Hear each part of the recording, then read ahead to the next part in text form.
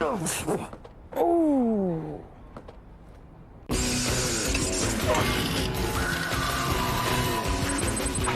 Junkyard Wars.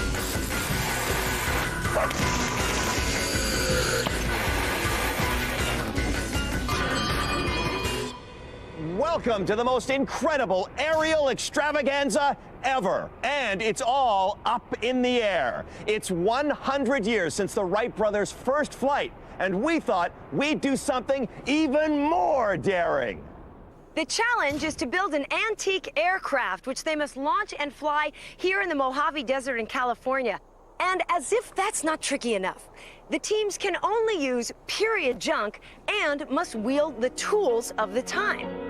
That time was 100 years ago. In November 1903 at Kitty Hawk, North Carolina, two brothers, Orville and Wilbur Wright, managed to get in the air for 12 seconds. That 12 seconds changed the world. This was the culmination of a concentrated international effort to be first in the skies. Across the world, madcap inventors had come up with all sorts of weird and wonderful contraptions. The British and the French were among the front-runners, but it was the Americans who were first over the finish line. We've decided to rerun that race for flight and have gathered 3 international teams of extraordinary aircraft experts. First up, representing their queen and country, are the brave British buzzards, 4 flight fanatics from Marlborough, England. My name's Bill Brooks. I'm captain of the British team. He's got all the brilliant ideas. What can you say about Bill, the mad scientist? Darren's a very accomplished hang glider pilot. I fly, and I don't quite know why I do it. I think it's genetically pre-programmed. Wendy always rises to any challenge. And I'm going to be the bossy one, because men being men, they tend to faff. My name's Ian Evans. I've had a love of flying since I was knee-high to a grasshopper. I think that he'll keep up a good sense of humor even when things get difficult. We're ready for anything. Also from across the Atlantic, connoisseurs of junk, the French Falcons. Je m'appelle Jérôme Lafage et je suis le capitaine de l'équipe française. Gerald has built many flying machines. And he fly them every day. Eric is a great pilot. He likes to be in control. I'm really excited about flying this plane, and a little bit tense too. Gerald is a really good engineer. He knows exactly what he wants and exactly where to go to get it. Dimitri is really good with metal and wood, is really hard working, and is going to do a very fine job. It will be a piece of cake. Something. And finally, defending our own nation are the American Eagles. They're seasoned veterans of all things vintage. I'm Ken Kellett. I'm the captain. Ken is one of the world's experts on Pioneer airplanes. Andrew built a number of airplanes. I'm the pilot of the flying machine. I'm looking forward to a lot of fun, a little bit of adventure. Paul, he's going to be right in there helping fabricate this thing. My name's Norman Kellett. I'm a firefighter with the city of Westminster, Colorado. Really, we're hoping everybody flies, but we intend to win. We're going to beat both the British and the French. We're the American Eagles. Let's do it. All right, let's go. Allez, gars, on y va, y a pas de temps à perdre. Come on, chaps.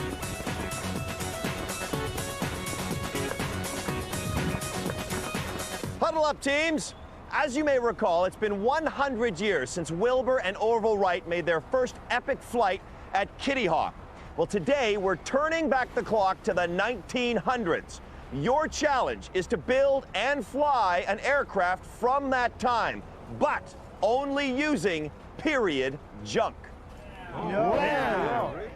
Now, on this special occasion, we are going to be generous and give you 20 hours to build your flying machines. 20 heures! Yeah, we're going to need it. But the downside is you can only use turn-of-the-century tools. No noisy drilling or grinding. American Eagles, are you ready? Yeah, ready. British buzzards, are you ready? You certainly are. French Falcons, êtes-vous prêts? Oui. Go! Hey. Yeah, here we are. An aeroplane in 20 hours? Joking, man. All right, come on, come on. Whew. All right, Ken, what's the plan? We're going to do a monoplane. We're going to do the Walden airplane. It's a lot of triangles, it's a lot of geometry, a lot of tubing. It's got a wooden keel. that comes down here, 3 wheels. The legendary 1909 Walden 9 made history as the first American monoplane to get off the ground. The fuselage is made from metal tubing and supports a large wooden wing and a box-shaped tail section. The pilot sits at the front and the engine is behind with a propeller pushing the plane forward. Captain Ken hopes that this one large wing will get them soaring high in the skies. But all that heavy metal could bring them down to earth with a bump. Wood for the wings, wood for the keel, everything else is tubing. Try to get 3 wheels, at least 2 that match. Cable, we're going to need a lot of cable for this airplane. We have only 20 hours, so I think we have to turn to a monoplane, quite a conventional design. Shall we go for a Blériot? Looks like a very simple fuselage. Just plywood there. Maybe I got an idea for the landing gear. A bike frame can be a good idea. The 1909 French Blériot Type 11 was one of the most successful early aircraft. The fuselage is a wooden box-like structure which supports a curved wing and tail. The French Falcons will mount their engine at the front with a propeller pulling the plane through the air. They hope to make their landing gear out of old bicycle parts. It's a light and dainty design, but will it be strong enough to withstand the bumpy takeoffs and landings? We need, for the fuselage, 4 beams. We need also plywood on the side, tubes. Fixed wing flying machine, 1900s. Wings. Yeah, wings. Yeah, Wings. Yeah. We want a simple biplane, really. We'll add a few bits and we'll have a really crazy looking tail. 1909 sort of thing. Unlike the other teams, Captain Bill has plundered from more than one design. The Buzzard's hybrid biplane is inspired by the Wright Flyer's double wings, the elegant tail from the 1909 French Antoinette, while the simple frame fuselage comes from deep inside Bill's head. Their construction is all wood, the wings and tail are covered in canvas, and the engine will be mounted at the front. It may look fantastic, but will this bird ever get off the ground? So we got a large shopping list. And we're going to need loads of stuff. Wood, cable, ply, a wheel. Get going. All right, guys, we're going to make history here. Let's do it. All right, come on. Hit it. Come on, Paul. Now, we are gone. And they're off, pedaling like crazy. Yeah! On y va. Guys, do you think they'll be able to finish in 20 hours? Don't ask me. My watch stopped 100 years ago. The Junkyard contains a mixture of the old and the new. Tiens, Dimitri. The teams will have to be judicious in their scavenge. Because we can build... Anything modern will be disallowed. Ken, I found some smaller tubing here. Oh, good. That'll work on the tail. Bring it in. I found a lot of tubey too. Bring it in, bring it in. Da-da-da-da-da-da. Oh, blimey. So, Paul, what are we looking for? We're looking for mild steel tubing. A lot of people don't realize that, but there was steel tubing back then. It's a strange-looking aircraft, that's for sure. Is it gonna fly? Of course it's gonna fly. It's an American design. Hey, I think I found a wheel. One wheel in the trunk. Dimitri, what are you looking for? I'm looking for some wheels for my undercarriage. I need 2 wheels, but very strong. Have you found the wood you need? Not exactly what we need, but we will have to adjust them. Coming down.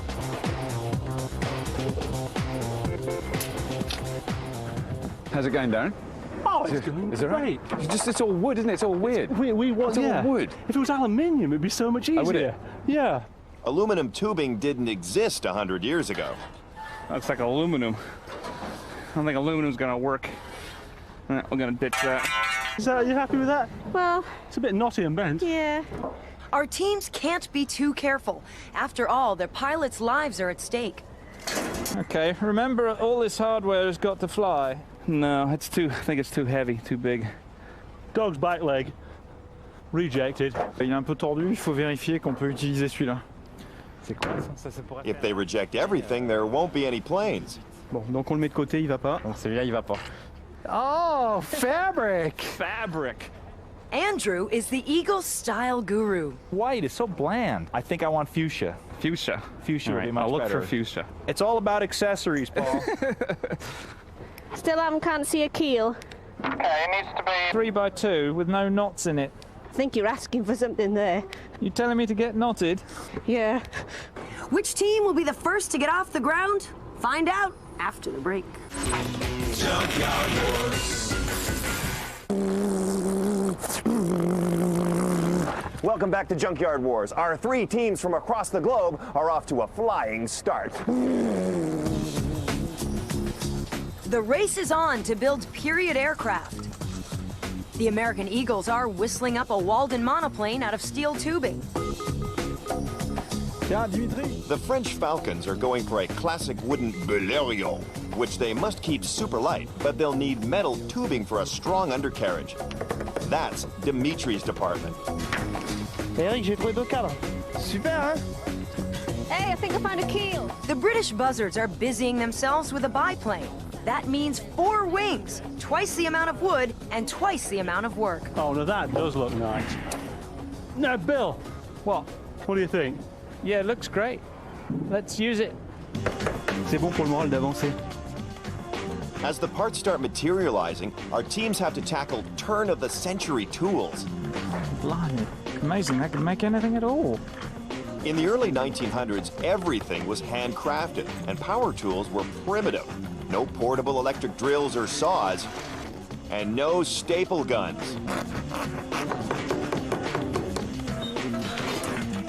And electric welding hadn't been invented, so Eagle Andrew has to weld the old-fashioned way, using a hot gas flame.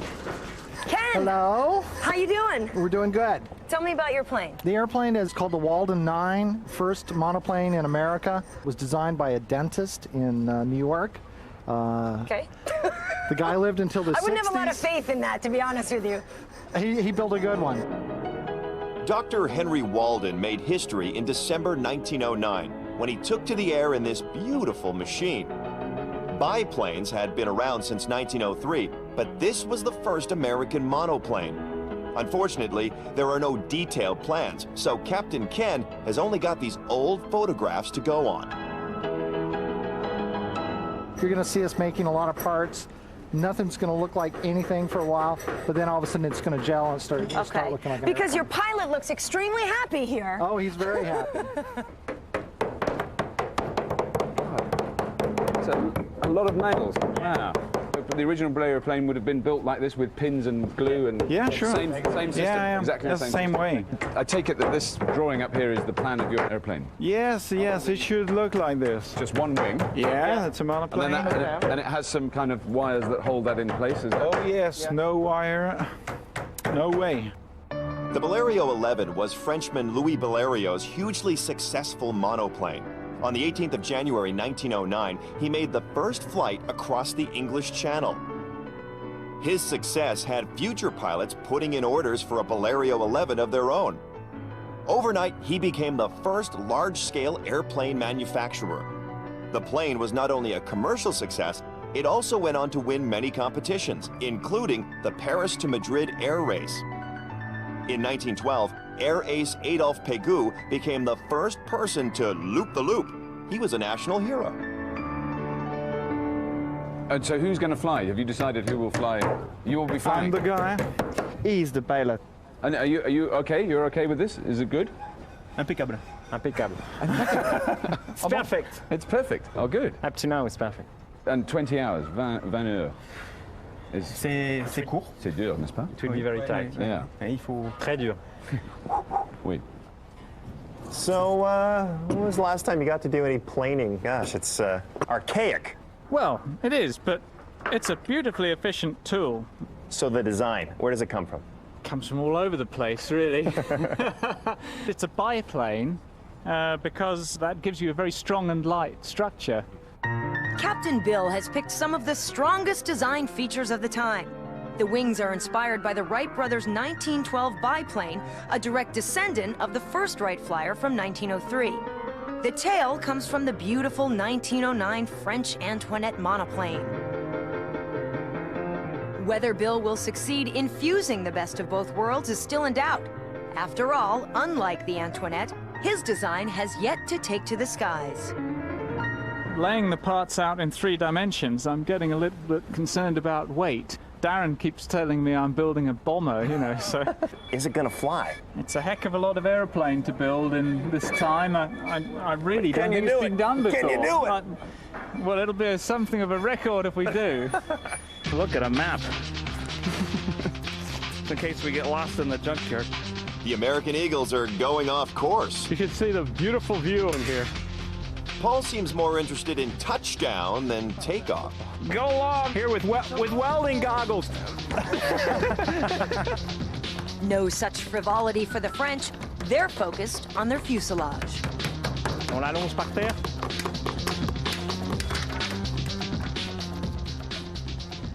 What do you think? How are the teams doing? How are they feeling? The British, very polite. You know, oh, good show. Oh, nice job. Very well done. Grand job.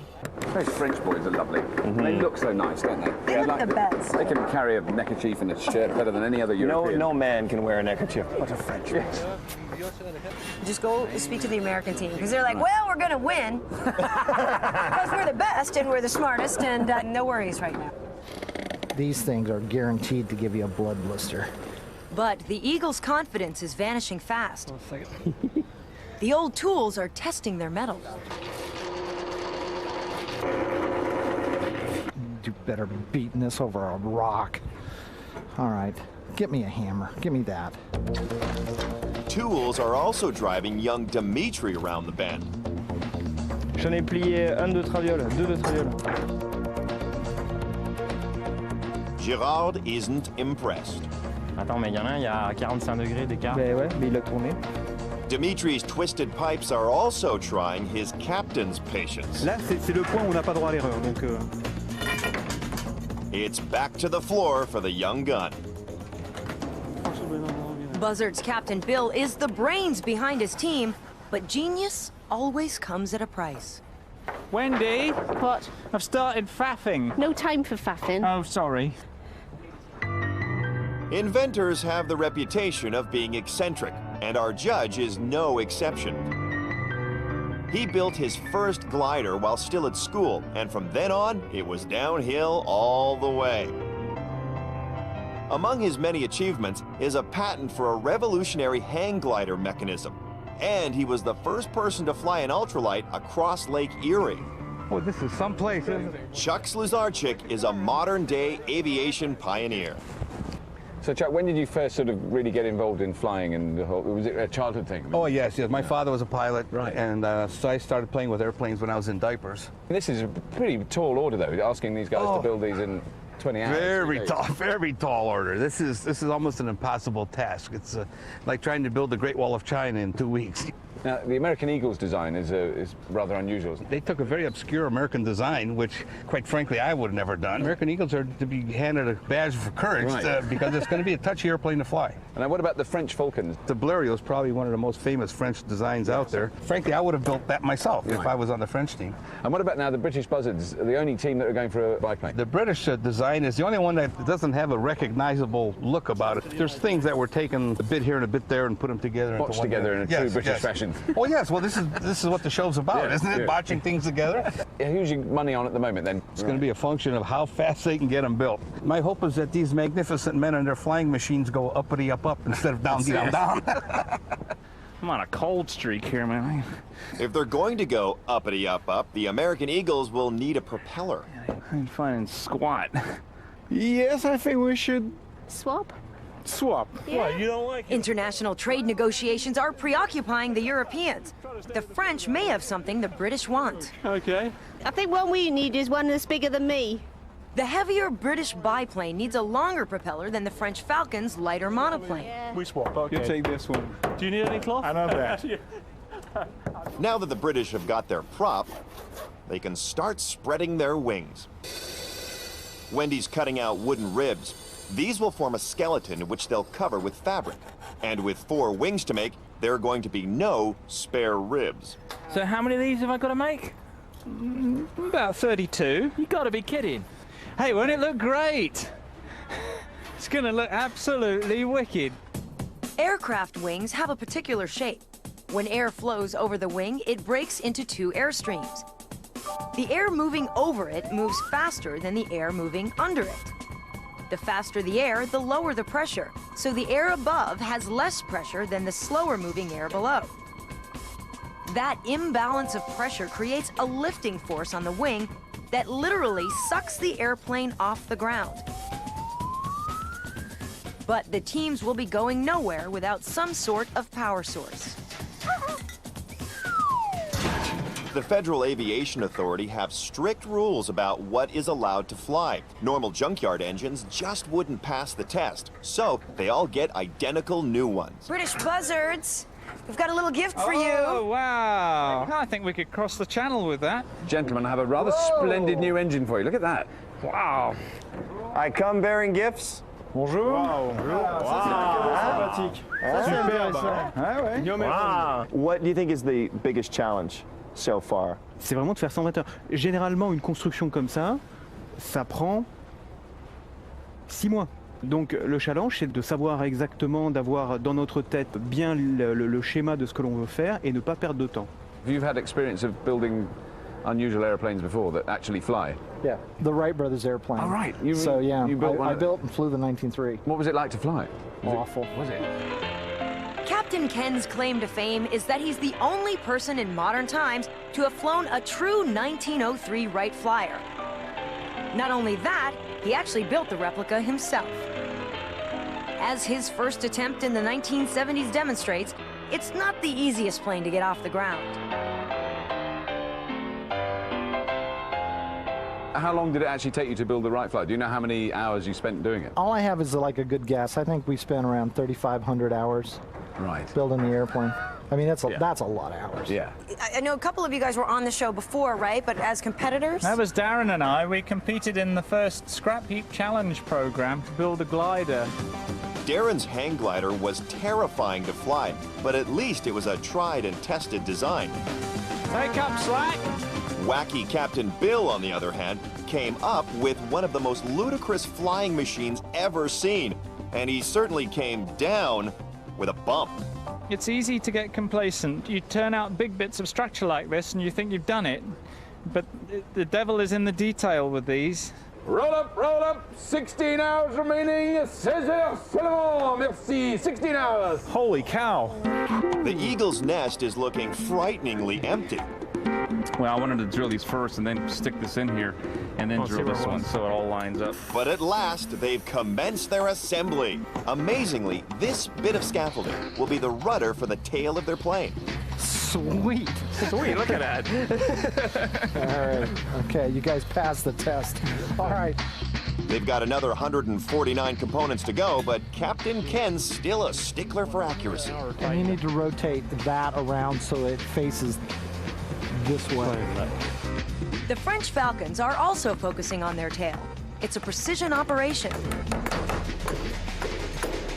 But Dimitri's using brute force to battle with the undercarriage. Eh, Eric, t'avais raison. Hein? Quoi? Celui-là, en tapant, il a pété. Tu démontes, tu remets un patch ici, et le même là, et tu contreperces. Ah, the hot-headedness of youth. Put on the circular saw. Yeah, The British are also getting carried away. Captain Bill is marking up the wooden beams for their wings, and Ian's in charge of cutting them. They're different lengths. Can't be. I think you've cut at the hole position. Or what? Bodger Bill's inspired. Don't worry, lad. I feel a shortening of the span coming on. You know what would be neat? Is that the spirits of Orville and Wilbur Wright were here kind of watching over us. So I wonder what they would say, you know? They'd be fascinated, wouldn't they? Or they might think we're crazy. Yeah. I mean, trying to build an airplane in 2 days, you know. One thing crazier is the spirits of Orville and Wilbur Wright. No, I mean, it's a ridiculous idea. Woo, here comes Orville and Wilbur. No.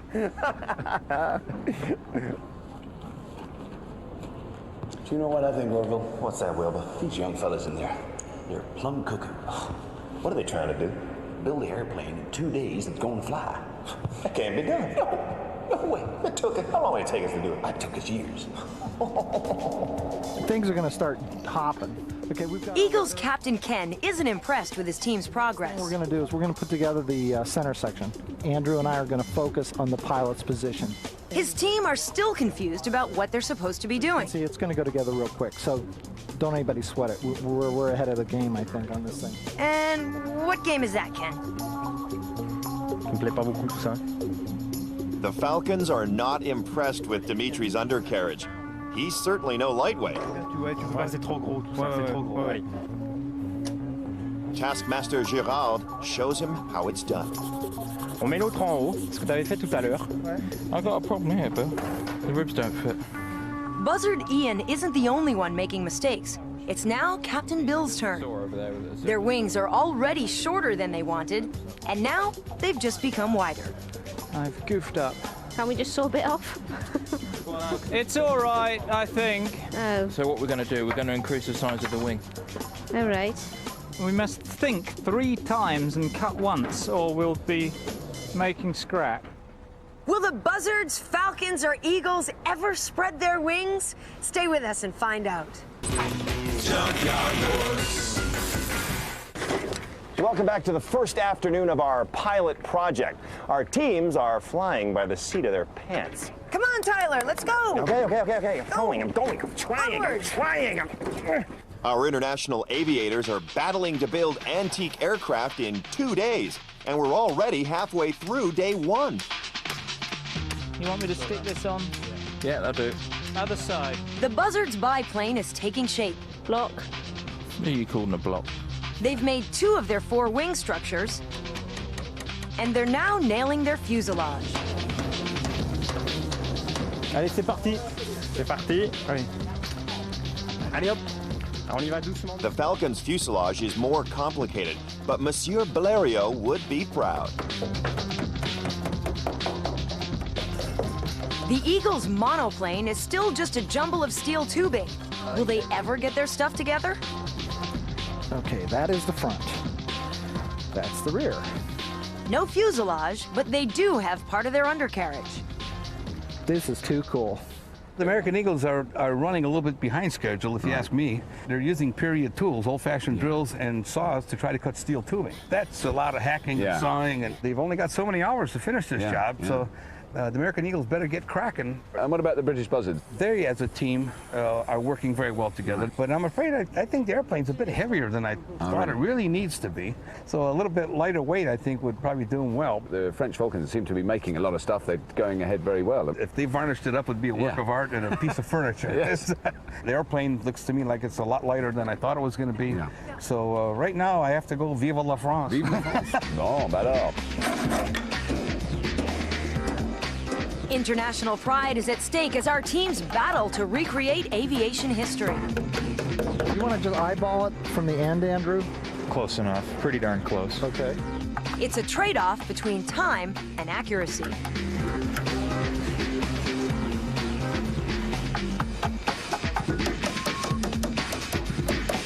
If you could help us visualize, this is obviously the front. Well, the pilot will be in between these 2 frames. You can see the bottom of these 2 frames here. And the wings will come from the top of the fuselage. Okay. Here, this way. The main part of the Falcon's Blériot is their wooden box-like fuselage. They'll build 2 wings out of wooden frames, cover them with fabric, and bolt them onto either side. Then they'll attach wire bracing to a steel central tower, which will also support their undercarriage. The engine and propeller will be at the front of the aircraft to pull them along. But they've got to get cracking if they're going to get finished. We are tired with my friends. We are very tired. It's very, very hard and very, very hot. We have so many things to do that it can become a mountain. I'm trying to get up to speed with what you're all doing now. There's definitely wings there. A couple of wings. And are they top or bottom wings? These are tops. Have you got it right? Ian's doing bottoms. And this is half the fuselage? This is half. No. That's all the fuselage. Oh, I see. It looks kind of heavy and solid. The widest bit of the fuselage is Bill. The British Buzzard's fuselage is just a thin wooden frame with an engine and propeller at one end and a large tail at the other. Most of their strength is in the 4 wings made from wood and covered with fabric. These wings should form a sturdy box-shaped structure that should keep the whole thing rigid. After all, it's only glued together. What else do you reckon you'll do today before the end of today? Well, we really want to get all our structures together, and the glue hardening overnight is our aim, and it looks to me like it's going to happen. Bring me up to speed. Where are we right now? We need to get our center part assembled. This is our center keel. And then the wheels go here, which are those double pipe things there. Okay. And the front wheel goes in there. Once we get our center section spars drilled, we put the center section on, and then it's like a big Tinker Toy set. The problem is, the airplane doesn't have a true fuselage, and so you come in here expecting to see a fuselage, you're not going to see it. Right. The Eagles plan to join up their steel tubes to form a center section, which will also be their undercarriage. They'll have a network of cables radiating from this central tower, which should keep their wooden fabric-covered wings rigid. In front of the pilot will be an elevator, and behind him will be the engine and propeller. It's a complicated plan, and it still remains a figment of Captain Ken's imagination. Now, what's it like being, pushed around by the big man? Ken's getting a little testy, but, it's just the way he always is. He's always kind of been out there. He's kind of the artsy one, right? I'm like the motorhead, and he's like, always figuring stuff out, and I wouldn't have the foggiest idea where to start on one of these things. Teams, you have 12 hours remaining. 12 heures seulement. 12 hours. Thank you. Young Falcon Dimitri is still wrestling with his undercarriage. Ça, c'est nickel. Ça, c'est top. At last, Girard is satisfied. Ah ouais, ça, super. The Americans are preparing their rudder and tail section. We're gonna hold it, we're gonna square it, we're gonna, and you're gonna weld it, okay? All right. Captain Ken may still have problems communicating, but it's an impressive bit of teamwork. All right, that should be enough to hold it once it cools. And by. That's perfect. Good. Buzzard Ian is laying out their third and fourth wings. Captain Bill is checking measurements to the smallest fraction of an inch. This one wants to be 300. They can't afford any more miscalculations. What a good job we spotted that. Once they stick it all together, there'll be no turning back. Are you nearly going to be ready for gluing? With my limited knowledge of aviation, I would imagine one of the basic prerequisites is wings. And I've only really seen sort of wings. With the British Buzzards, I've not seen any sign of anything resembling a wing anywhere else. Frankly, I'm nervous that without seeing more wings out there, because there's quite a lot to do yet. There's covering, there's the rigging wires, and then the engine installation, fuel lines. This goes on. And the list goes on, and the list goes on. So, Chuck, have you changed your mind about who your money's on at this stage? No, not yet. For the moment, I'm still sticking with the French team.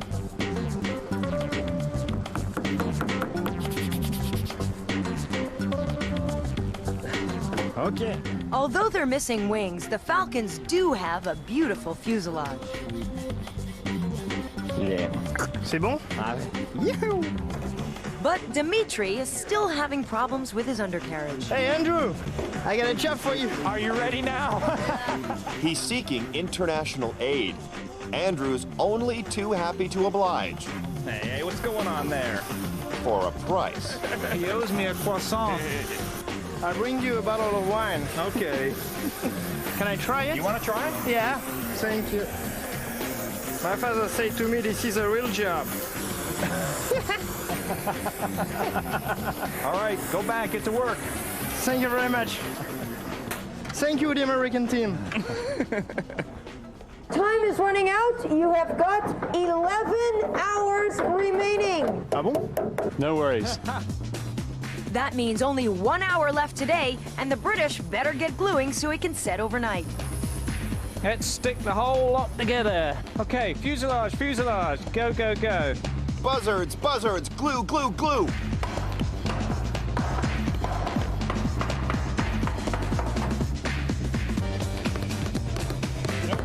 A tool that works. All right, check this guy out.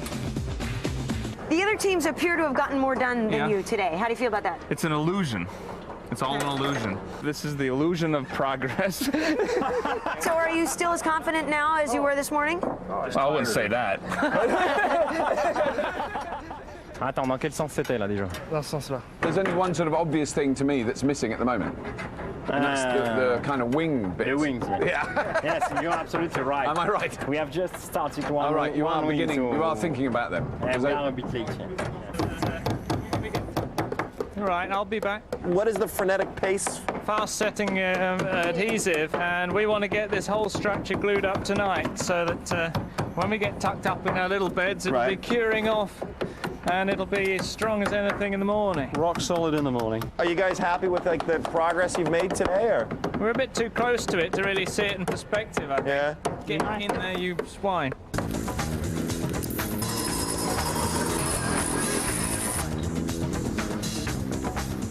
Who would you put your money on? Right now, I hate to say it, but I got to put on the French. The British are doing very well, though, The aren't British they? are doing very well, but I'm going to put my money on the Americans because I just think they'll pull it out the bag. 10 hours would be the end of a normal Junkyard Wars build, but we're only halfway there. Remember, the teams have 2 days. Relax, Bill, relax. Teams! 30 seconds! That's all! 5, 4, 3, 2, 1. Okay, teams, your time is up! Happy New Year! Please put your tools down and come back to Earth. You've got a lot of work to do tomorrow. Very good work, teams. Very good. Et on n'en peut plus. I think we should get some sleep. Fantastic. Things going. They can't resist a sneaky peek at each other's machines.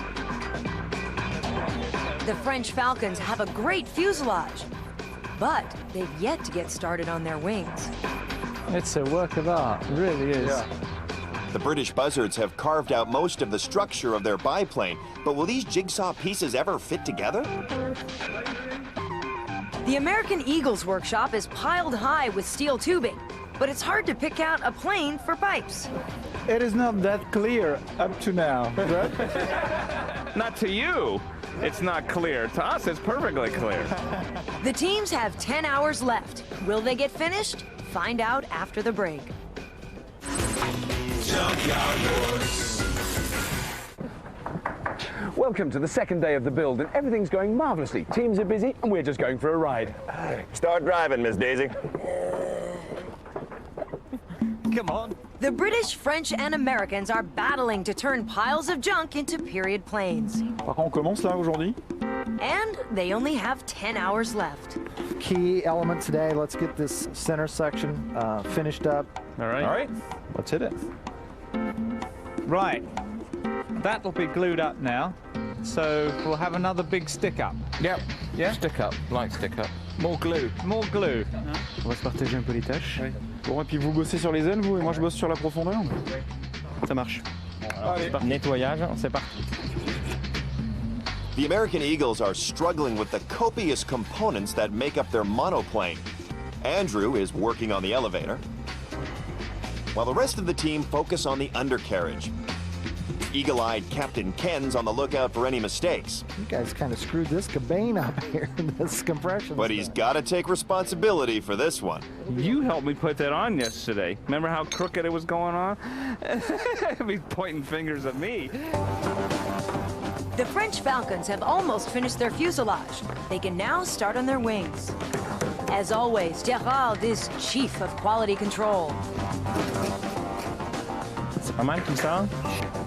The British Buzzards biplane also has a fuselage.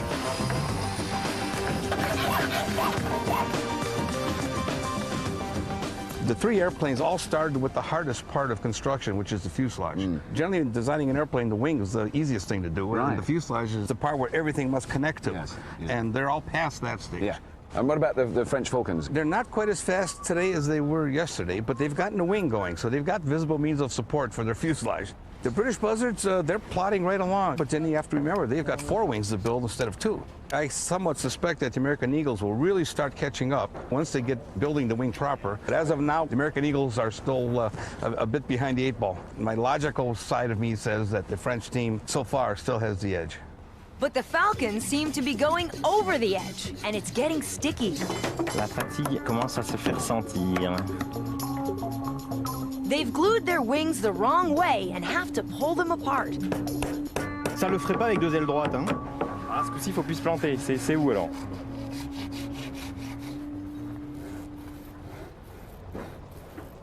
So where are we? Kind of bring me up to speed where we are. The main structures for the wings are done, the tailplane is done, the elevator's done, the rudder's laid out ready for gluing, the fuselage is virtually complete. Yes, we've got the big components, we've still got all the fabricing to do, we've still got all the control systems to make. You know, there's a lot of work in all that. It's the movable surfaces on an airplane's wings and tail which give the pilot control of the plane. Two ailerons mounted on the rear outside edge move in opposite directions, decreasing lift on one wing while increasing it on the other. This causes the airplane to roll. The elevator is on the horizontal tail surface and tilts up or down, changing the amount of lift on the tail, bringing the nose up or down. The rudder on the vertical tail fin swivels from side to side, pushing the tail left or right. The pilot usually uses the rudder along with the ailerons to turn the airplane. It seems like things are moving along really nicely, but I imagine there's got to be some things here. Yeah, it's when you're building an aircraft, the main structure can come together very, very quickly. But it's the fine detail that takes the time. So you have to cut some corners, so to speak. Well, you can only cut so many corners because somebody's going to fly this. Our tail unit is finished. Right here, this is our rudder. And this will be covered with fabric then? This will be covered, and this will be covered. Andrew's covering the forward elevator. You have an elevator right in front of the pilot? Rather than having an elevator on the tail of their plane, the American Eagles will mount it in front. Their other control surfaces will be more conventional. There'll be a rudder on the tail just behind the propeller. And as normal, they'll have ailerons on their wing when they get around to making it. Because it does look like you've got a lot of components now. It's the nature of this airplane. Yeah. I mean, it is, airplanes are lots of pieces. Right. And you're not going anywhere without any one of them. Yes. So you got to have them all before you get started. What are you working on right now? The wing. We have done already one, which is there, and we are preparing the second one. Okay. Well, what kind of control are you going to be able to have over the plane? On the wings, nothing. We will have only 2-axis control. But now, usually aren't planes controlled sort of on a sideways, up and down? And also roll. Okay. We will not have roll control. In their quest for simplicity, the French Falcons are going to dispense with ailerons. This means they'll have no control over roll, but they'll still have an elevator on the tail to take the nose up or down and a rudder to steer them left or right. They'll just have to make sure they don't have to make any sharp turns. We are a bit late, I would say. Yeah. But Are that's you? the thing. Yeah. Yes, a little bit. Teams, you only have 6 hours remaining. Il vous reste 6 heures, c'est tout. You need to hammer it in this bit here, please. The buzzards are nailing down their wings, but not everyone is finding it easy. Ah, I hate these nails. How many nails have you put in so far, Wendy? 2. Wendy also adds a couple of finishing touches to the fuselage. Should do. This one pretty solid. Okay, right way up. And they move it into position, ready for the wings. The Americans are taking off at last. As soon as Paul gets that last brace in, we're gonna bolt this thing together. Go down. Norm, you need to come down with it in. This is the main structure of their fuselage. It'll be both the undercarriage and the tower to which they'll attach their wings. This may not look like much of a plane, but remember, the Wright brothers started with bicycles. And it was their bicycle shop that supported them during their early years of aeronautical experiments. Wilbur was 4 years senior to Orville and a technical genius, obsessed by the idea of powered flight. It was fitting, therefore, that at Kitty Hawk in December 1903, he was given the first chance to fly. Unfortunately, he lost control of the plane and crashed on takeoff. They spent 3 days doing repairs, and then it was Orville's turn. He flew for 12 seconds and covered 120 feet. Orville Wright entered the history books. Wilbur? Mm-hmm. I think this is the problem. I'll tell you what the problem is, Orville. Everybody thinks you flew that plane first, and that just ain't true. Oh, are we going to go through that again? Well, I mean, I took that plane up in the air first. Sure, I crashed it, but I took it up first. Read your history books. I was the first one to fly successfully. Well, I tell you something else. Everybody always remembers Wilbur and Orville. They don't just remember Orville, Orville, Orville. It's always going to be Orville. Just get over it and fix the bike. The French Falcons also seem to be inspired by bicycles. On se trompe pas de sens. Ça, c'est celle du bas. But airplanes are a little more complicated. Doucement, doucement comme ça. We try to install the undercarriage. It takes more time than when we planned. Was this too ambitious then? You know, a lot of small things to do, you know, just small pieces to glue on the airplane. And as we are a bit tired, it takes more time than planned. Put a level on this. The Eagles are getting ready to fit their tail. It's important that they line it up correctly. Right there is pretty close. It's starting to look more like an airplane. We got the landing gear attached to the center section right here. Right. We have our front keel, which runs underneath the table. And right now we're going to do the tail booms. We're going to make two sides. Then when that's done, we can actually attach the whole tail surface and the rudder, which is already finished. Where did you say it balanced? There. British Captain Bill is checking the center of gravity of his plane. He thinks it's back heavy. Control bit. Go ahead. Up. Okay, down. If you just hold that there. Changing the engine's position could make a difference. What's the verdict? I reckon we can just do it. It's important that their plane is balanced around the point where the pilot sits, rather like a giant teeter-totter. Their tail is heavier than anticipated, and the only way to counter its weight is to extend the fuselage and move the engine further forward. If they don't get it right, they could be heading for the stars. Will the engine be mounted up here? The engine, so it's quite high the up. engine resides upon this pole. Right. And I'm actually going to extend this even further. Right. The whole aeroplane, we need to get balancing about there. Right. Which is, happily, just about where your bottom is. On the solar plexus. The Americans' pile of poles is finally starting to look like a plane as they put rudder and tail on the fuselage. Hey, did anybody get a boost out of putting the tail on? You mean like maybe Norm? Yeah, I'm getting excited. And up. The Buzzards are also fitting the rudder to their plane. Captain Bill puts it through its preliminary paces. Loads of movement. It's looking good, isn't it? Yep, passed. Cover it. Extra, extra, read all about it. You have 4 hours remaining. 4 hours. That's not good. Bon, faut aller vite, hein, c'est de la 5, hein. The Falcons are using fast-setting glue on their undercarriage. It's their only chance of finishing on time. Avance, avance, avance, avance, avance. T'y es pas du tout en haut. Ça va pas. Le fusage est trop. Vite, vite, vite, vite. Un serre-joint, prends un petit serre-joint. Non. Tiens-moi le frein là, la jambe là. Voilà, stop. Non. En train de coller. Au moment où on voulait des gens, il n'y a personne. It looks like they're about to come unstuck. The Eagles are still missing a vital component. Can you guys spare me for a little bit? And if I'm kind of looking for a propeller. If Paul can't find something soon, they may have to make one. Oh man, no prop, no propeller. I have produced some scrap here.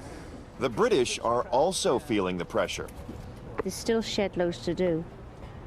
This has started to take me a long time to do something relatively simple. Need to pick up the pace a bit, really.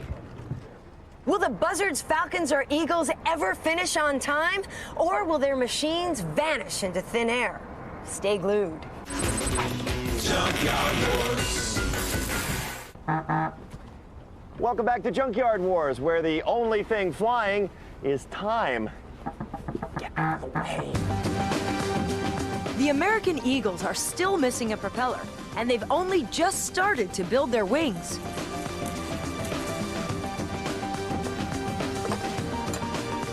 The British Buzzards have started covering their first wing, but they've still got 3 more to do. Bill and Darren, can we borrow you for 2 minutes? But I just want you to hold it really tight. Pull it, all of you pull really tight, yeah? Okay, if you stick your corner down. They're using a modern fabric since they don't make cotton like they used to. This is looking wonderful, Ian. I'm glad to hear it. It's exactly the same method as was used 100 years ago. This is a German bomber production line during World War I, where everything was handcrafted. The men worked on the wood, the women did the sewing. No such distinction in our teams. Allez les gars. Ouais, ouais, là il faut... The French Falcons are also covering their wings. In the old days, they stretched the fabric before they glued it.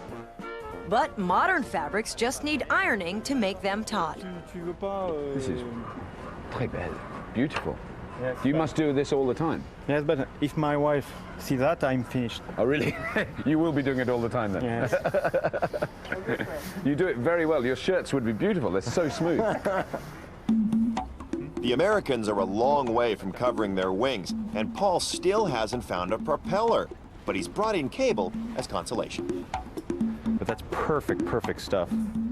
You've got a lot of cable to rig. Yeah, there's a lot of things that support the wing. You know, there's the cables that come down that way, and there's cables that come up from the landing gear. How are things with Captain Ken explaining information? Ken's a jerk. You know, yeah. Frankly, none of us like it. Yeah. I heard that. I didn't want to be the one to say it. But is Ken able to kind of get his vision out to you guys so you can all do your own individual thing? If we can pull this off, Ken is the biggest genius in this junkyard. Tailplane just sits on top of the fuselage and it's bolted in onto the front there. The rudder here, right, is then fixed onto the post at the back. Just the wings to go on then. Yeah, just that. I mean, it's only a plane, and you guys were ambitious enough to build a plane with 4 wings instead of 2 like everybody else. Okay. Oops. Gloves stuck. Very nice. Teams, you have 3 hours remaining. 3 heures seulement. Time for a break. Relax a little bit. On va y arriver. The flighty Falcons are cabling, and after his success with the undercarriage, Dimitri's on a roll. How's the French team doing? When I was in there, I was saying, what this reminds me of something. It's actually a Paris bar, very late at night, when they've all drunk far too much Pernod. Because Pernod kind of cheers you up to that one. You go, and after a while you get... They're just kind of deadened by the job they've got. The Americans are doing very, very well, although there are some communication problems in the American camp. Ken doesn't communicate very well. Right. It's all up here. Yeah, so it just doesn't come out here. Yeah. You know. The British are very chatty still, but they had the ambition of 4 wings rather than 2. You know, Bill's great big toy is coming together, but they are quite behind. Just mark these plates up wrong. These plates are kind of fundamental because they hold the wings on. There's chaos and confusion in the British workshop as they start to cover the underside of their first wing. Captain Bill is talking the talk. Come on, brain, work. There must be a method in their madness. They soon finish that first wing. Oh, would you look at that? A wing with wires hanging out of it. It's getting there. The Eagles have now started covering. They're catching up fast, but there's still something missing. You know, before it gets any darker, we're losing the light. Maybe you ought to go out one last time and see if you can find that prop. All right, yeah. This time, failure's not an option. Ouais, c'est un vrai Picasso, hein? Falcons, Eric and Dimitri are varnishing their first wing. When it dries, it will add strength to the fabric. Girard and Giraud are using bicycle inner tubes for their undercarriage suspension. This should give pilot Eric a smooth ride. Eagle Paul is nearly at the end of his tether.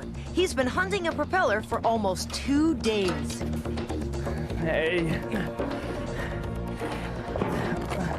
Now there's a happy man. There we go. Got it. Woo, it's a beauty too. Hey guys. What? Found it. Whoa, look at Paul. Yeah. You're a hero. You have proved your worth. All right, we have our prop. Hey, look at that. We almost have our motor mount. Teams, you have 1 hour remaining. 1 heure seulement. Pizza cake. Keep panicking. Can we afford to drop this? Not really. The buzzards carefully lift their engine to the nose of their biplane. The Falcons are hot on their tail, but their engine won't fit. Ouais, là, on n'y est pas du tout. Qu'est-ce qui se passe? Où est l'erreur? Et c'est un de ceux-là qui est pas bon. Time for some last-minute budging. The Eagles are also getting power. We got an engine, huh? You ready for wings? I should see the beautiful view from underneath. Paul, go tip to the front. Oh, there it goes. There, perfect. You know, this is going to be really fun to fly. Fly it? Who said anything about flying it? You're going to lift, and I'll guide. The buzzards are getting their wings. Right, now hang on, this one's in. Whoa, whoa, whoa, whoa. Wow, looking good. Hang on, no, stop. Just hang on, just think. It was all going so smoothly, but the ailerons are too long. Captain Bill has a solution. Well, don't worry, we'll just hack it off. Hey, we could put winglets on it. Ouais, ouais. Alors, vous me dites, hein? Wow, génial. Well, racket. Ok, c'est bon. The Falcon's wings slot into place perfectly. Ça c'est la petite. Ça c'est la moyenne et ça c'est la grande. Looks good, looks very good. Thanks. So could you paint me a kind of impressionist image of the test day? We're in the desert. There's the three teams lined up, ready to go. The American Eagles airplane will probably lift off the soonest. I think it'll break ground and be flying before anybody's ready. Well, hopefully the pilot will be ready, but he's better be on the ball. And then I think that the French Falcon team will be the second quickest to get off the ground, mainly because it does have that high lift curved airfoil, and it is fairly light. The British Buzzards plane, being that it's a little bit heavier, will probably take off the slowest, but it could also be the fastest aircraft once it gets up and going. So, Chuck, I've got to ask the awful question. I know you don't like it, but who's your money on now? I think the American airplane looks the most like an authentic airplane. Logic out the window, emotion in the door. I'm going with the American team at the moment. Prop! Sorry, slightly port. Well, that's it. Okay, slack. 15 minutes, chaps, that's all you've got. Hurry up! Hurry up! Well grips. Well grips, yeah. C'est la bonne. Slowly. Steady. Super. 3, 2, 1! Time is up! Comme ça. Yeah! It's over! British Buzzards, jolly good show. Now it's time for a kip. Americans, the Eagle has landed! Yeah! French Falcon, s'il vous plaît, posez vos outils! C'est la vie, c'est la fini! Well done, chaps. But Andrew, what about actually flying it now? A small amount of nerves, I would imagine. If something's going to happen, it's going to be something you can't plan for. You know, you can think about it all beforehand, and you'll think about it the night before, and you'll think about all that kind of stuff. But when it gets right down to it, it's just going to be, you know, open her up and let's go. This is the look of shock and amazement. Wow, it's done. Is it done? Well, it's pretty much there. What about steering? Steering. Ready to go. Okay. In the roll axis, we've got ailerons. Mm-hmm.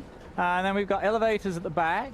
It should be a very controllable airplane. This is an airplane. I can't believe it. You've got an airplane Well, here. get your ruddy pilot's license and you can fly it. How do you feel about flying? Yeah, I'm very excited. You look like... You look a little delirious. Yes, sir. How long is she going to stay in the air? Yeah, well, depending on how much fuel we get on.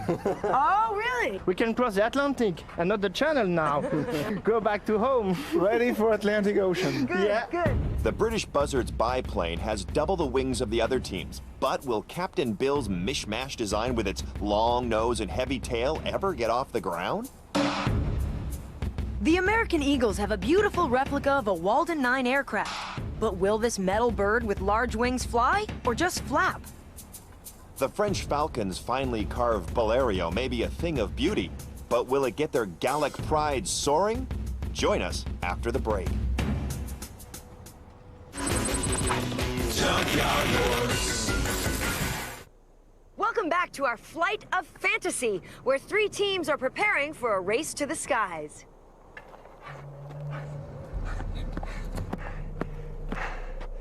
Robert, I thought you said we were flying the planes at a lake. It's a dry lake, Tyler. A dry lake. We've brought our teams to the heart of the Mojave Desert in California.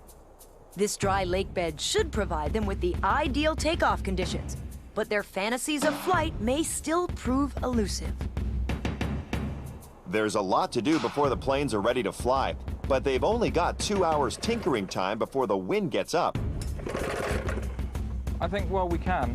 We've got to get the engine finished. Yeah, it is. Their planes must also be inspected by the Federal Aviation Authority. If they're not deemed airworthy, they won't be allowed in the competition.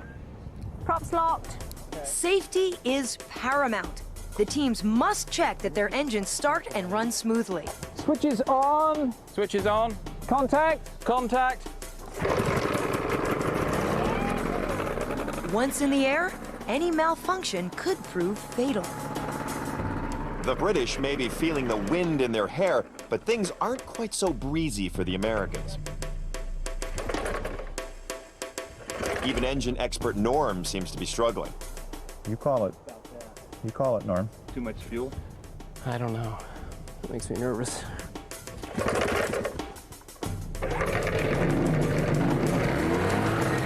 The French Falcons don't seem to have any problem.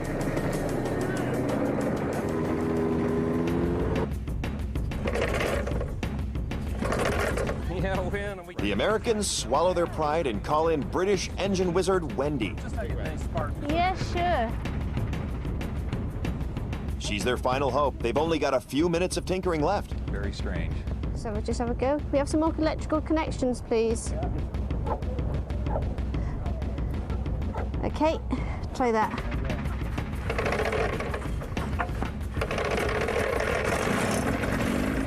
Wendy has saved the day. The American Eagles are back in the race.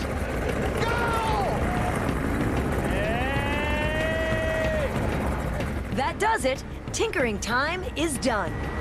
Gero, are you happy? Okay? Everything okay? Bien sûr. On va y aller doucement, on va découvrir petit à petit le comportement de la machine. On va y aller tranquillement pour pas prendre de risques. Gero is our master, our boss, so we take all the steps and verify everything. When you first leave the ground, what are you expecting? How are you expecting this plane to react? After about maybe 10 seconds, I will have a good idea of whether I think it's a flying machine or a brick. And, you know, I'll be able to act accordingly, really. Is this a tricky plane to fly? It could be tricky. There's a very wide range of possibilities with it. One good thing about it is having built the airplane, you become in tune with it. And that's what helped a lot of people. The Wright brothers, their airplanes, some of their airplanes were very unstable and hard to fly, but they knew everything that they did on it, why they did it, and what they expected it to do, and building it helps you to fly it. Bill, David Swan. Oh, hello, David. It's now up to the pilots to convince David Swan, acting for the Federal Aviation Authority, that their planes are fit to fly. Could we walk around the aircraft? Yeah. His decision is final. I understand you had a fuel venting problem earlier, and that's been corrected. Yeah, it was siphoning out of the tank. If any of the planes fail to meet his strict safety criteria, they won't be allowed to take off. Noted your brace wires. Yeah, in 2 directions, vertical and roughly horizontal. It's all wood and fabric. Yes, it's all wood and fabric. Yeah, we had considered putting additional elevator surface back here, but when we got the front elevator done, the surface is certainly adequate for any pitch control we'll need. Dual tail skids? Right, just to prevent the bottom of the rudder from hitting the ground. Well, Bill, you have an interesting design. I want to thank you for taking the time to explain the features to me and let me look at the aircraft. On behalf of the FAA, I'd like to present you with a certificate so you can fly the aircraft. Thank you very much. It's the first time in history that FAA flight certificates have been issued to planes made in 20 hours out of junk. Our international teams have permission to go head-to-head in the flight of the century. Wilbur? What is it, Orville? Are they going to fly those planes here? That's what they say. Sure don't look like Kitty Hawk to me. Where's the sea? They've got to be plumb crazy to fly here. Plumb crazy. To help us understand the fantastic achievements of the early flyers, we've invited along eminent aviation historian Josh Stoff. What's the ultimate goal if I'm Orville and Wilbur Wright? Obviously it's to fly, but was it distance, was it length, or was it just simply just to get in the air? Well, certainly at first it was just to get in the air. People didn't think that powered flight was possible. They said man will never fly. If man were meant to fly, he'd have wings, and there were so many crackpots and tinkerers trying to fly, and they failed for many years. So that when the airplanes first actually started flying, people couldn't believe what they were seeing. And it was like they were witnessing a miracle. People just were awestruck. It would almost be like today if someone could invent a machine that would make themselves invisible. Those early aviators, 1909, 1910 period, they achieved a popularity larger than any of today's sports stars or rock idols. I mean, aviators, their names were household words. You just cannot picture a world without airplanes now, and we really have these early pioneers to thank. Whoa. It's unbelievable. This looks just like a 1910 airplane. You know, I just can't wait to see it fly. The American Eagles have a very powerful engine, so I would think that this thing is going to accelerate really well. Right. And as soon as it starts to accelerate and get a little speed, those two ailerons at the tips are going to fly up. I'm thinking this thing will be off the ground pretty fast. Let's go and have a look at the French Falcons. Monsieur Blériot-Plaine. Oui, oui, monsieur. Oui, oui. Oui, oui. It's like a piece of furniture. Yeah. I was a little concerned that they didn't have enough movement in the rudder and the elevator, but it looks like the French Falcons took that all into consideration, and all in all, this looks like an extremely well-proportioned, well-balanced airplane. Do you want to go and have a look at the British plane? Let's have a go. Do you still think this is going to be the slowest to take off? Certainly looks to be the heaviest. It's a little more contemporary looking to me, though, than the other two aircraft, more of a 1920s style airplane. So, Chuck, now you've seen them all, they're all ready to go. Who's your money on now? In all honesty, I think I'm going to have to go with the French. The inspections are over. The planes are ready. Tomorrow we'll see the greatest aviation challenge ever. We fly at first light when the wind is low and our hopes are high.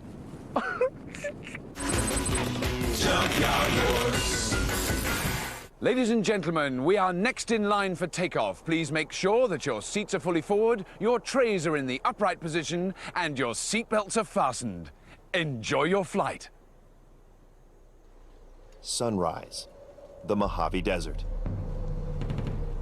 Our intrepid teams are preparing for one of the most daring aviation challenges ever witnessed.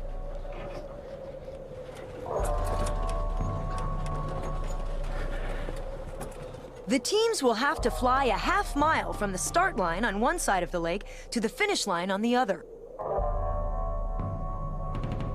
It may sound easy, but remember, these planes are made from junk and modeled on designs from 100 years ago. Flying such contraptions is so dangerous that we're insisting on one test flight each before the competition even starts. The pilots' lives could be on the line.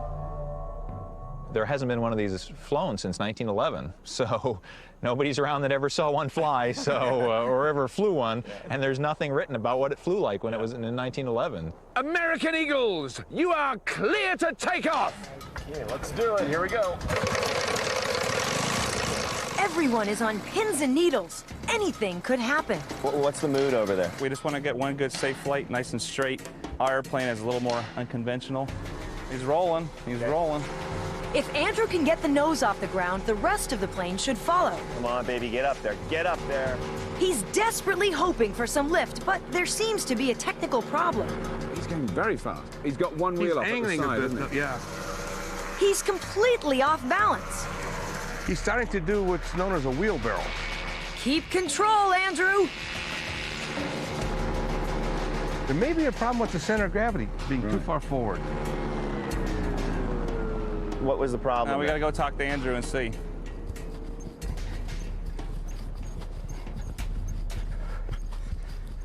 All right, what's happening? I think we need a few adjustments. That was a little bit disappointing, I have to say, because I was really looking forward to seeing that go in the air. So our center of gravity is a little far forward, and so that's not helping us. You know, we're a little disappointed, but it's stuff we can work on and try to make it better, and we'll see what happens. Okay, French Falcons, please get ready to take off. Very confident? Yes, more or less confident. I'm sensing a little bit of trepidation there. Yeah, we are a bit tense anyway. Yeah. Pilot Eric is concentrating on the only thing that matters, his own safety.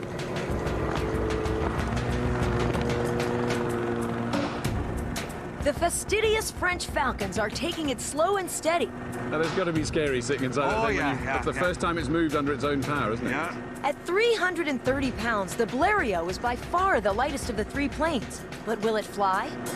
I think everybody's heart rate has just gone up about 3 or 4 notches here. It turns without any difficulty, so all seems to be okay. They're having problems with their balance too. Oh, he's a bit sideways, but he's... He's yawing a bit there, yeah. Isn't it? Okay, correction. Okay. Allez, lève-le. Up. He's in the air. Fantastic. And he's safely down. Okay, right. Okay. Remember, this is only the test flight. He's taking a very technical approach to the first flight. So time to go in and find out what he thinks? I think Eric looks happy. The test has gone quite well so far, yeah. So what were you doing there? Just a little hop to check that the wings were correctly balanced. Très bien, très bien. Nothing to add, you know? I love it. Oh, fantastic. British buzzards, prepare for your first flight. Bill, all systems go. Any last-minute concerns or anything? You get to this stage, we've done all the pre-flight checks, we've prepared everything. I just want to get on with it. It feels like being on a high diving board waiting to go. And all your senses are really sharp and, you know, you're just focused. Switch is on. Contact. Contact. Chocks away. Okay, let's go.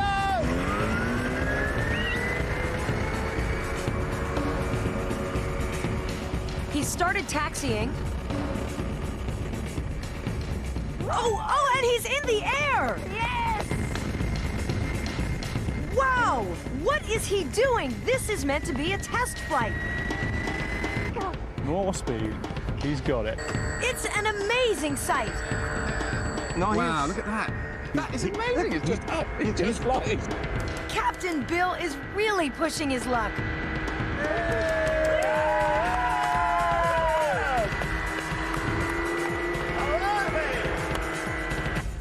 As you guys see it kind of cruise by, I mean, do you kind of go, oh, we made that? You know, a little bit of pangs of pride. I'm going to cry. This is amazing. He's flying nearly 500 pounds of junk at over 200 feet. I mean, this is one heck of a test I flight. had a suspicion once he got in the air, that guy's not going to come down for a while. I knew they would fly, but this is beyond what I expected for the first flight. Here we go, here we go. Come on, Bill, put it on the ground gently. Landing is going to be tricky. Bill has only one wheel. If he topples over, the plane could smash to pieces.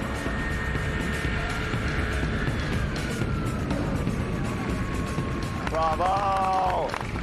Oh, what a beautiful landing. One wheel, beautiful. What a beautiful Oh, wonderful, wonderful.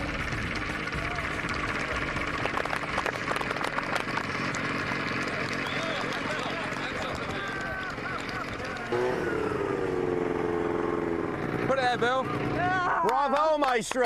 Well done. It flies. It flies like a dream. Remember, these were only the test flights. The American Eagles got up to speed, but not off the ground. There's a problem with the balance of their plane. The British buzzards threw caution to the wind and soared to dizzying heights in their brilliant biplane. The French Falcons made one small hop in a technically perfect test run. But disaster has struck. You're looking at this propeller. Well, it's dead. Look at this split here. There's a split from here till this point, maybe on both sides. You know, it goes through all along here. So you can't have anything like that, or it's not going to. If you lose a part of that, you go to a crash. Yeah. Unless the Falcons can patch their prop, they won't be allowed to fly. Join us after the break. Junkyard Wars. Welcome back, where things are hotting up, but the pilots are staying cool. We'll do whatever we have to do. The Americans are determined to beat the competition, but unless they can get their aircraft balanced, it'll be push-off rather than takeoff. They're adding lead weight to their tail. If the French Falcons want to fly again, they must administer first aid to their split propeller. They have to get busy and get cracking on it so the glue has time to dry. But glue alone won't hold it together. The British have come to the rescue. Buzzard Ian is an experienced propeller doctor. It's a delicate operation. In the interest of safety, the judge is insisting that all teams make a second test flight. American Eagles, please come forward for your second flight. Okay, American Eagles, how are things over here? Lousy so far. What have you changed since the last run?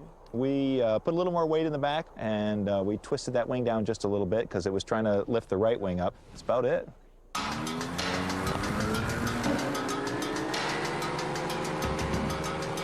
Will the lead weight do the trick? Come on, Andrew. Get her up there. Let's go, Andy. Any second, we should see the nose come off if their adjustments have been successful. He's got flutter. He's got flutter of something. Whoa, there's a serious problem with their wings. Whoa. Why is that right wing coming up? I was really kind of surprised that I didn't see the nose wheel come up. Yes, I thought that's really what I expected to see. They give you a little scare? They have some more adjusting to do if they're going to get this thing off the ground. Andrew. Yes. What happened out there? I don't think the front nose wheel ever came off the ground. Frustrated? A little bit, yeah. Now you've had two goes at it. What needs to be done to get this plane? I don't know. We all scratch our heads and try to think of something. French Falcons, please move forward for your second flight. French Falcons, ça va? Falcon's pilot Eric knows his propeller will be spinning at 5,500 revolutions per minute.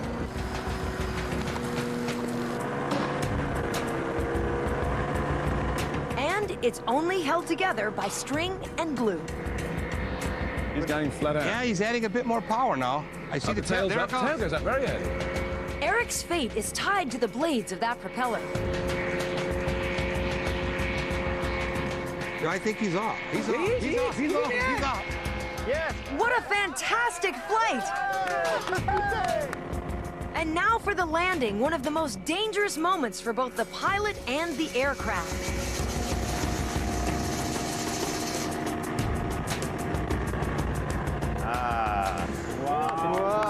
Très bien, très bien. Very nice landing. Very nice landing. On his second test run, Eric stayed in the air for an amazing 25 seconds.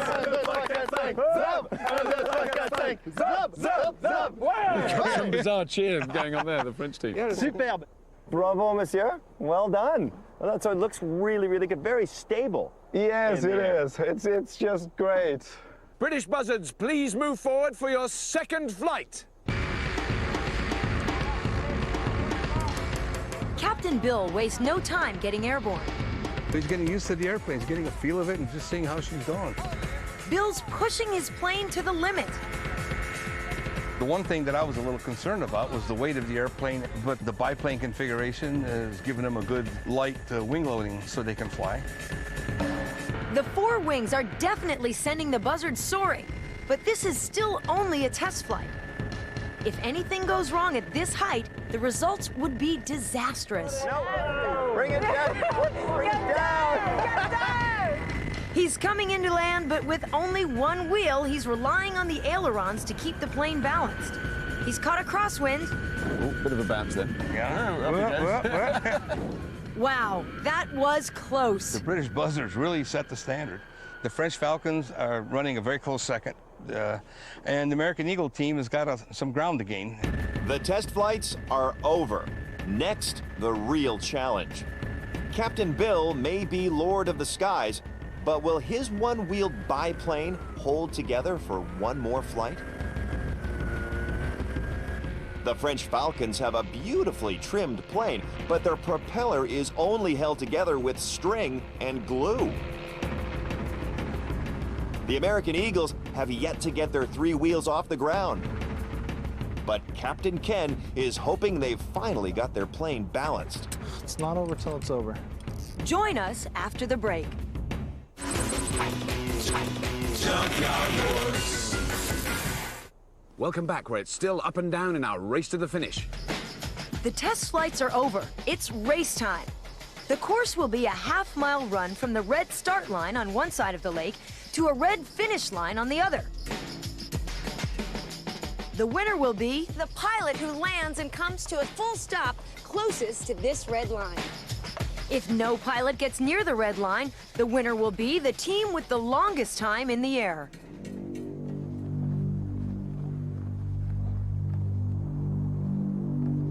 These are tense and nervous times for the pilots.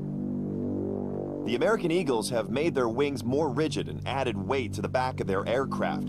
Captain Ken's hoping this will get them airborne. Oh, c'est bizarre. French Falcon's pilot Eric has to contend with a split propeller. If the string and glue fail to hold it together, he could come crashing back down to Earth.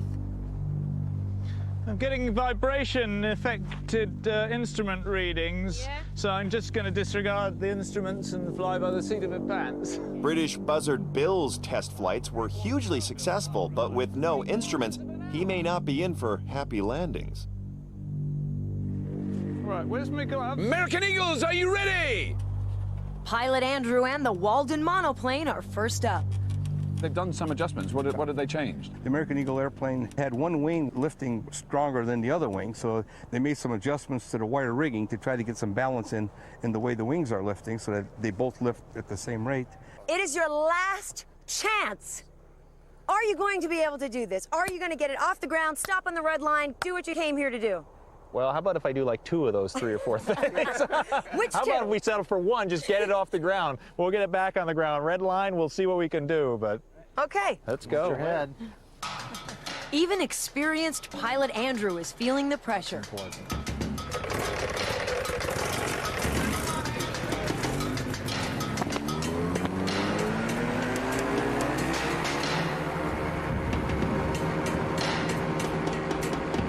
Looking good. This plane last flew in 1911. Come on, Andrew, get it up there, get it up. Wow, there goes the front wheel. Wow! Oh, you got it on. Yes! There it is. It's up. It's up. It's up. Yeah. Go, Andrew! Go! Spurred on by his teammates, Andrew keeps going and going and going. He's still flying. Still flying. Go, Andrew! It's an incredible flight. To England and glory!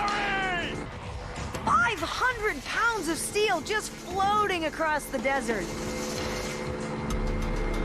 I don't even have to ask you. How do you feel about that? It's amazing. Major relief. Yeah, maybe.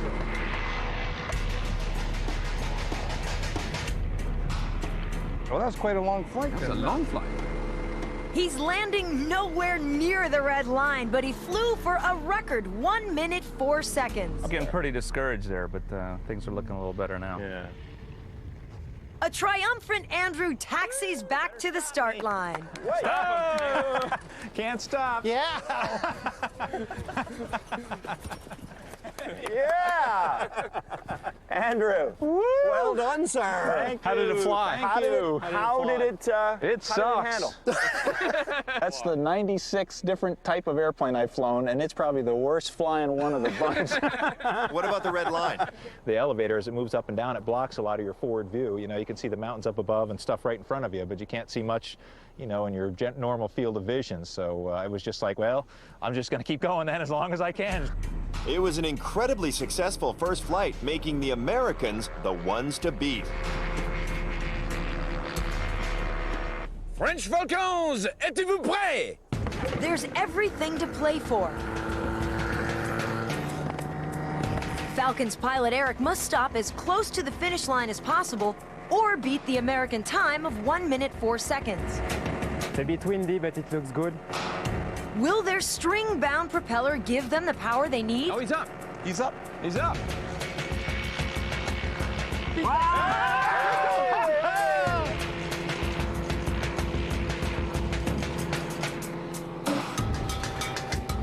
Back down. Oh, he landed Little right. puff of dust Yeah, there. little puff of dust. Allez, tiens-le! He He's heading straight for the red finishing line, but he's got no brakes, so stopping could be difficult.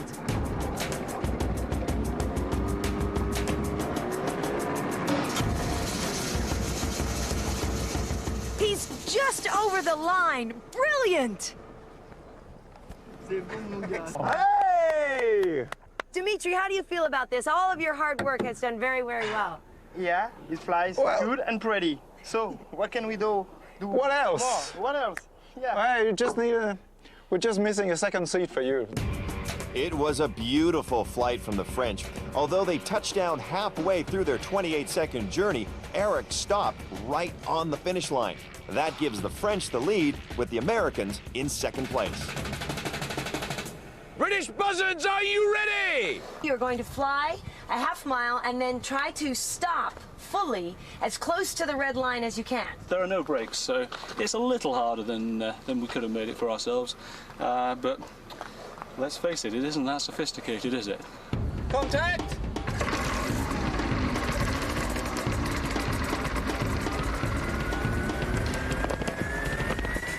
British pride is at stake. The French have already got their tail on the red line, and Bill's going to have to do better than that.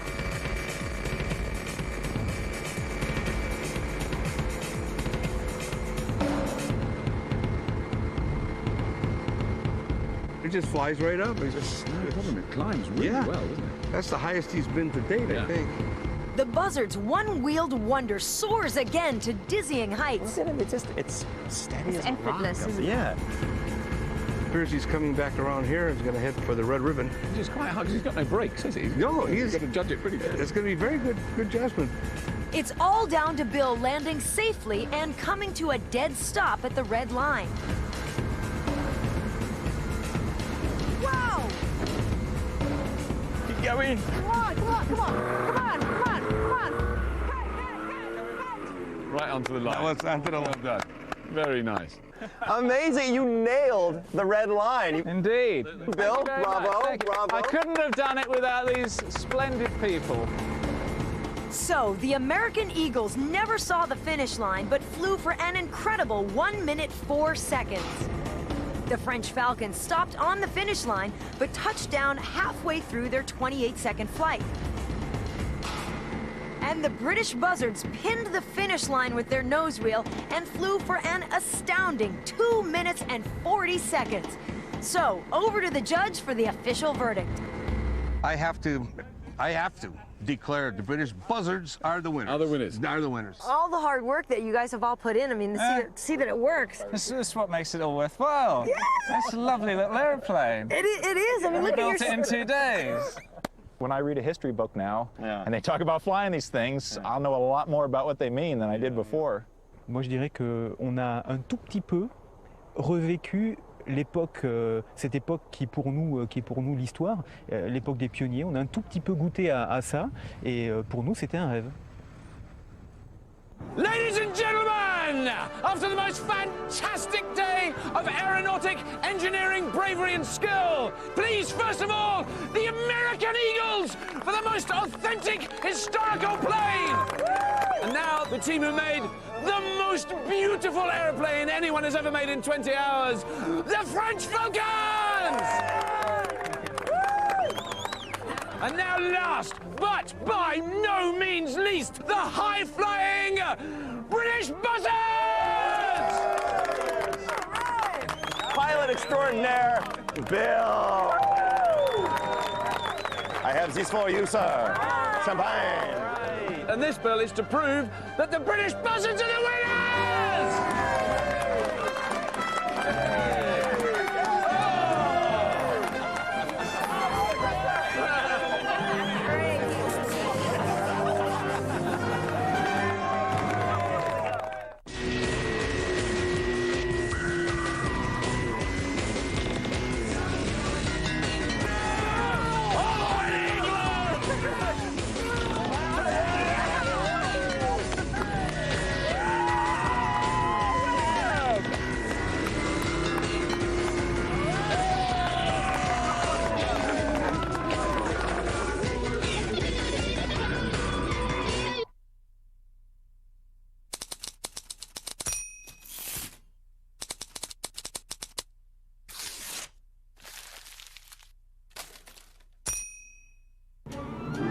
Amazing treasure is all around us, from ocean depths to desert sands.